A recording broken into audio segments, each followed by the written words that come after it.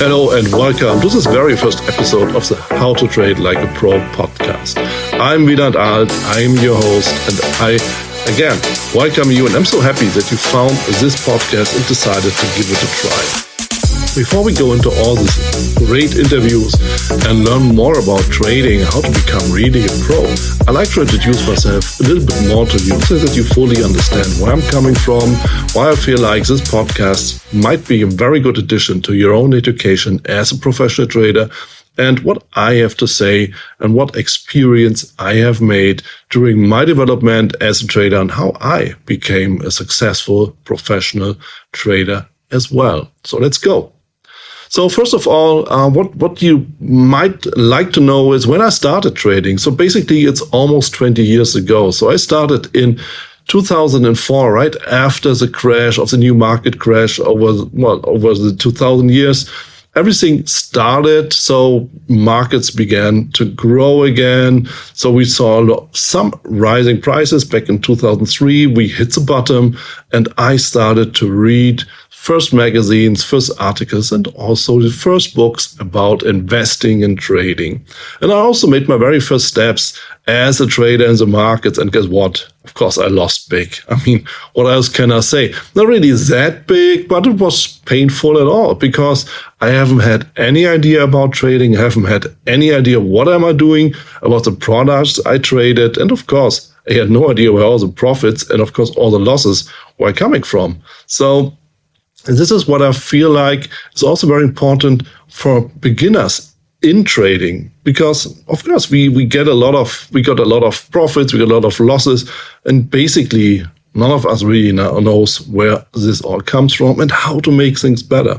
So I started to learn, I started to read even more, and I made a decision. I felt like, I want to do this. I want to become a professional trader too, but it took me years to go that way. Why? Because I'm not born as a trader, and most of us are not. I had a job like most of us have, and I loved this job as well. So I was back then, in 2004, I was in sales. I was a sales manager at Tommy Hilfiger in Germany, and it was an exciting job, of course. I mean, working for one of the best-known, well-known designers in the world, talking with clients, with customers, going all over the road, driving around Germany. So it was a blast, and I really loved it. But, of course, this also has some downside. If you work in sales, of course, you want to make more commission, you want to make more money. And in order to do this, you need to find more clients. Well, and what to do if there are none anymore left, right? Maybe you have all the clients you already can have. Maybe you have some barriers in growth, whatever. And if you talk to your boss and he says like, well, just get more clients and you get more money, it's not really the answer you want to hear, right? So what to do? Well, I was browsing one day the web, and I felt that there might be something interesting when I discovered a website about trading, a financial website. And this website showed the winners and losers of a single day. Well, and guess what I saw? I saw with the winners, there were some assets gaining a couple of 100% a day. I mean, how can I not be excited, right? If you're in sales, if you work for commission, if you want to make more money, I mean, you find a website where you see like gains of a couple of 100% for a single day. I mean, of course, I needed to know more and I needed to learn what this is. And again, when I started, of course, I made my losses and I felt like, why is that? And because I saw what the possibilities with trading are, I felt like, okay, I got to go through this and I have to learn more and I have to develop myself more. Not just like I was developing myself as a sales manager or a salesperson, but also develop myself as a human being and as a trader, because it all goes together. It all is in line. Well, after a couple of years doing both as well, not really as a side hustle. I mean, you can imagine maybe trading is a side hustle, maybe selling is a side hustle, maybe the regular job is your second job and trading is number one, and vice versa. So things change, and after a couple of years in sales, I think it was about 12 in total, I changed my profession, still not being ready for full-time trading. Why? Well, not because I felt like, oh, I'm not going to make it. I felt more like, well, there's something more to discover in life, and there's also some more to do job-wise. There's something more to learn, and there's also, well, a little bit more fun hidden in working. But of course, you need to know that I'm not the regular office guy sitting like at a desk on a daily basis, 9 to 5. Well, I always was working, some kind of, independently working on my own. Of course, I had a boss back then, but that was not always the case. And I had the most freedom I can have as an employee. So therefore, I had also the time and the opportunity to learn more about trading, right? I mean, if you're like, let's say, an accountant sitting in an office, that's not always the case. So you need to do everything in the night hours, like after your work. I had the opportunity to do this in between a bit, listen to some audiobooks, being in a hotel. What else can I do? Of course, I can see some movies at the TV or at the laptop, watch Netflix, whatever, or I read a book. I mean, nobody is keeping me away from that, right? Because in the hotel, if you're traveling as a salesman or back later then when I was a consultant, I had so much spare time and I used this wisely for learning more about trading.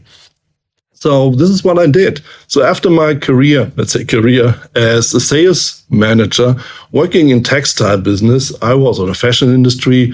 I was a consultant for management and leadership. And I was traveling, not just Germany, I was traveling Europe.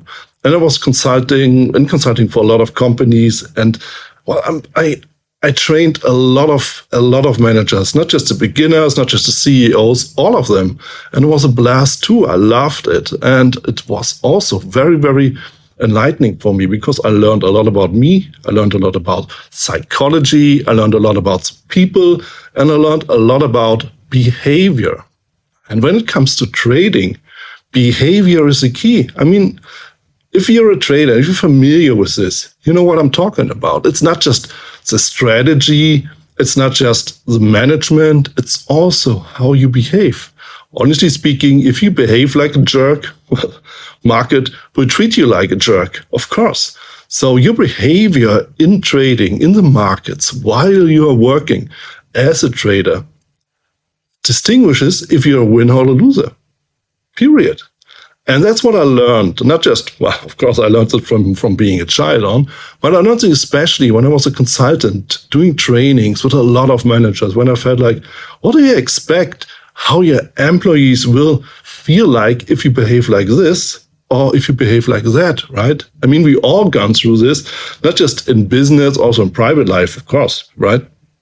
So this was something that was really, really interesting for me. And I did this also a couple of years, I think 10 years in total, part-time.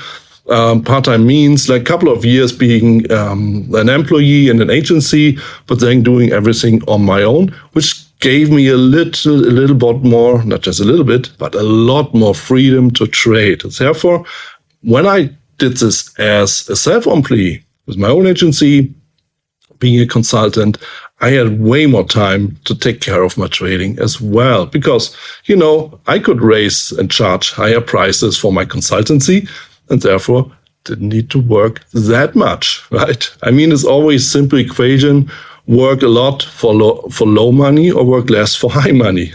At the end, you get the same amount of money in, right? So that's also something we need to be aware of as traders because of course, you can do a lot of trades with small size. I mean, depending on your account size, there's another way to do it. But you can do also just a couple of trades with a decent position size, right? And we will talk about this, of course, in all the interviews again and again and again. And I'm pretty sure you will get one or two nuggets out of this. Well, but thinking of management, thinking of behavior, thinking of what are success factors for being a professional trader, I began to write about this. I began to write articles back in 2010, I guess. I began to write articles and I was still a consultant, but I was also then author. I was writing a book about risk and money management, first in Germany, and then later on I published it all over the world. It's available in 7 or 8 languages already, all over the world, and it's really a huge success, and it's best-selling, and that's for a reason. Why? Because everybody needs to learn about risk and money management, right? So that's why I felt like this book was very, very necessary in the markets, because I didn't find it anyway in my bookshelf or in other bookshelves. I didn't find it at Amazon, I didn't find it in the bookstores, I didn't find it anywhere. So I needed to write it, right? And then also I started to speak about trading. I spoke. I mean, I was a trainer back then already, so I was used to speak to people, to teach them about management, to teach them about leadership. And now I teach you how to trade, right? Because it's natural. That's what I do. I'm a trader, I'm an author, and I'm also a teacher. I'm a speaker, and I love this. So this is what happened when I started to do both, to do more consultancy, but also to do more trading and diving deeper into this business, into this industry. I got more recognition. And all of a sudden, I found myself making my certified financial technician, my CFTE, becoming member of the board of the German Association of Technical Analysts. And later on, I found myself being president of the International Federation of Technical Analysts. What a blast, right? What a pass. So being that, meanwhile, I was a professional trader already, and with the pandemic, I finally gave up my consultancy business and started traveling the world. Why? Because as a trader, you don't need an office. You don't have to sit somewhere on your desk, on your table. You don't need an office, whatever.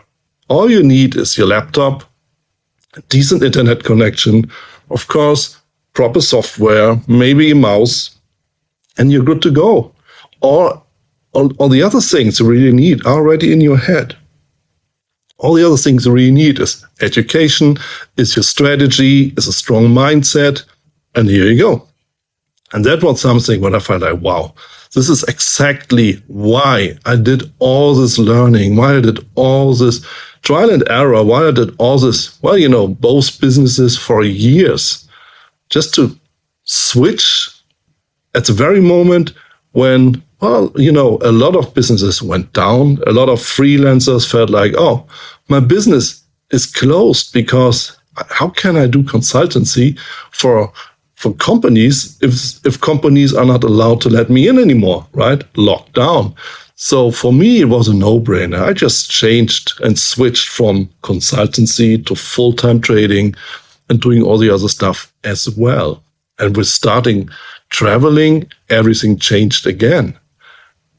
As president of the International Federation of Technical Analysts, the IFTA, well, I have access to a lot of societies of technical analysts all over the world. And guess what? I got invited to all the conferences all over the world as a speaker to speak about trading, to teach people about technical analysis, about, giving them my idea of how I trade the markets. And it was, of course, an honor. I mean, what else can I say? And it still is.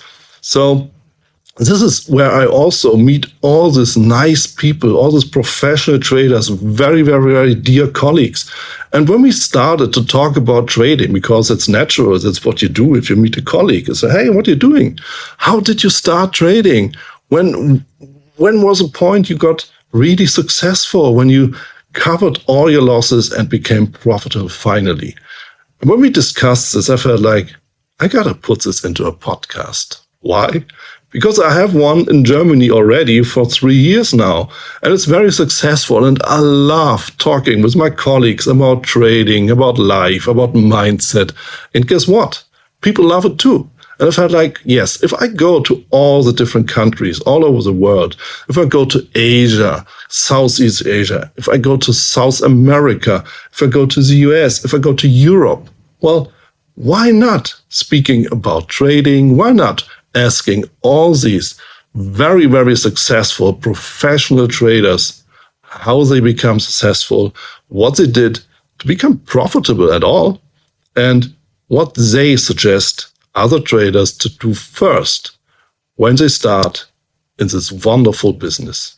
So basically, this is the idea of the podcast. This is about me. This is about Wieland Arlt. And now I welcome you again to this podcast and hope to see and hear you in the next episode. Your Wieland Arlt.